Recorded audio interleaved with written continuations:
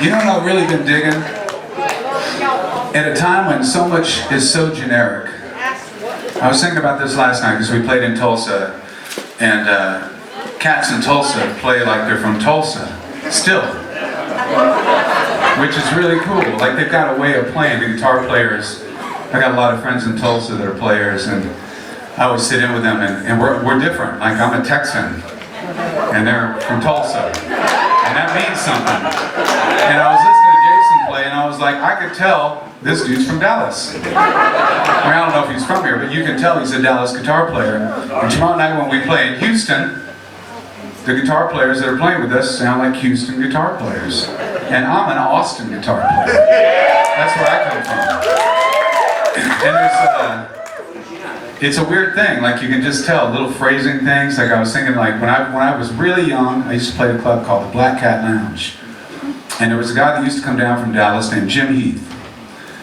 He hadn't quite adopted the Reverend Horton Heat moniker, but he later became Reverend Horton Heat. And I remember the first time he played, I was like, that's a Dallas guitar player. You can just tell. It's like a little different way of playing. So anyhow, I'm going to do this tune. This is a second single from my first record. But what I really want to play that for you all. I'm about to do that. But what I want to do is I want to send some guitar kudos out to the dude that gave me this guitar, if you don't mind.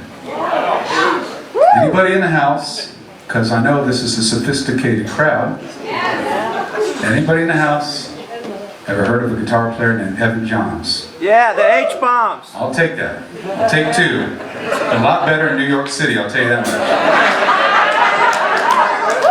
Hold on, another one I said that in New York City. I said I thought y'all were supposed to be the most sophisticated town in the world, and y'all don't know who Evan Johns is. New York. Well, let me tell you who Evan Johns is, because he gave me this guitar. And, he was, so in Austin, you know, of course, you guys know, well, I shouldn't say you guys, because y'all are a lot closer to Austin. When I go on the road, people know Eric Johnson, people know Stevie Ray Vaughan, maybe you know Jimmy Vaughan. That's cool. Those guys are amazing, and they deserve to be known. But then nobody knows anybody else. Nobody knows Denny Freeman. You know, and I used to, well, y'all do here, because we're in Dallas. I'm just saying when we get on the road. And the influences that we all came up with and all the stuff that we were listening to, there were so many good musicians, and the town was so big, it was just bustling with energy. So this dude named Evan Johns moves down from Washington, D.C., and he was friends with Danny Gatton. So he was a bad, you know, him, Danny Gatton, Roy Buchanan, all those cats. So he comes down, and he's insane. He's insane. Like, this guy, when I was 18, I was scared of Evan Johns. For a number of reasons. He was a great guitar player, but he was also just scary. He just had that kind of energy where you're like, you'd go see him and then you didn't stick around to talk to him because you didn't know what might happen. And he played guitar like that. He was dangerous. So when I was 20 years old, I was just starting to play. I'd just maybe come up to Dallas a couple of times. I didn't have a record out. And I got to tour with Evan Johns and the H-bombs. And as far as I was concerned, I'd made it. Because I was on the road with a hit band, playing shows at the Bottleneck in Lawrence, Kansas. Yeah, and at Cubby Bear in Chicago, and I was doing it. And so the first night, Evan says to me, looks at me, he says, hey man, you want to ride in the van with us tomorrow to the show? And I was like, yeah, yes, please. And so he gets up, you know, they get up pretty early, because when you're young, early's noon. Like, noon is like, really? We gotta leave at noon? We don't have to be there till 5, and it's only a 5-hour drive. But when, you know, these were older guys, and so they left at like 9:30 in the morning. We got here, I'm like, what? So why are we leaving so early? We just had to make a couple stops. So they stop at the U-Totem, and they get a case of beer. 9:30 in the morning. I'm like, all right, that's cool. So, you know, I'm having a beer with them at 9. I don't even drink beer. I'm having a beer at 9:30 in the morning. I'm like, I don't think I can live like this, but you do it for a day. Hang with Evan Johns, it's cool. Have a beer with Evan Johns, and then they have the second beer, then they have the third beer, then they have the fourth beer, then there's 6 beers, 8 beers, 3 dudes. I had 1 beer, and they drank the other 23 beers. And they had, I don't want to gross people out, but I do, because I do have a 12-year-old inside of my body. These guys were so nasty. These dudes were so nasty that they had a spot in the van that had rusted out, and they put a hose through the rust spot and attached it to a funnel so they did not have to stop to use the bathroom. So needless to say, 23 beers in, you can imagine how often that funnel was used, and that was nasty. And so we get to Lawrence, Kansas, and we have a great show. Evan's amazing. You know, I'm just in love with his guitar playing. He gives me this guitar, and he was very drunk, as you can imagine. He said, I want you to have this guitar, you know, I want you to have it. I said, okay, cool, man. So I took the guitar, and the next morning trying to get it back. And he said, hey, you want to go to Chicago with us tomorrow? And I was like, no, I do not. I love y'all, but I'm going to ride with my band from here on out. So anyhow, this one is a song called Nothing, and God bless Evan Johns. Y'all go check him out, man.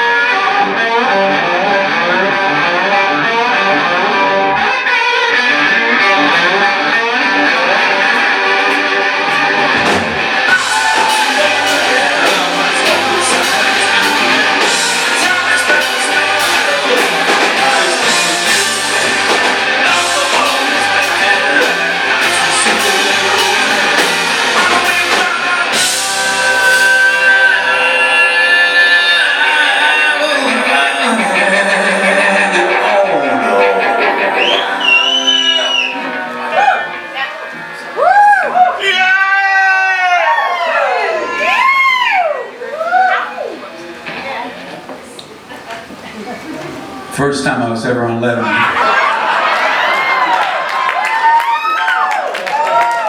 Y'all gotta bear with me, I'm getting ready for my Christmas tour.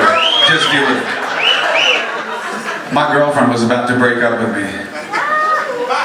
I'm just sinking into my Guy Clark phase, don't worry about it. And she very kindly said, honey, we gotta go on a vacation. And I said, Carenza, I can't go on vacation. And she said, well, we got to, because if we don't, I'm gonna break up with you. And so I said, okay, where do you want to go? And she said, well, we're going to go to Mexico. And I said, well, okay. And so we went down to Mexico, and I tried to tell her. I said, baby, I'm busy. I'm on tour. I got a lot of stuff going on. Sure enough, land at the airport, taxi picks me up, get to the lobby. Carenza's there with all her girlfriends with a sombrero on and a margarita, right? I got a call from the United States. Senor Moore, you have a phone call. Pick up the phone. I haven't even put my bags down. You gotta come back. You're kidding. You gotta come back.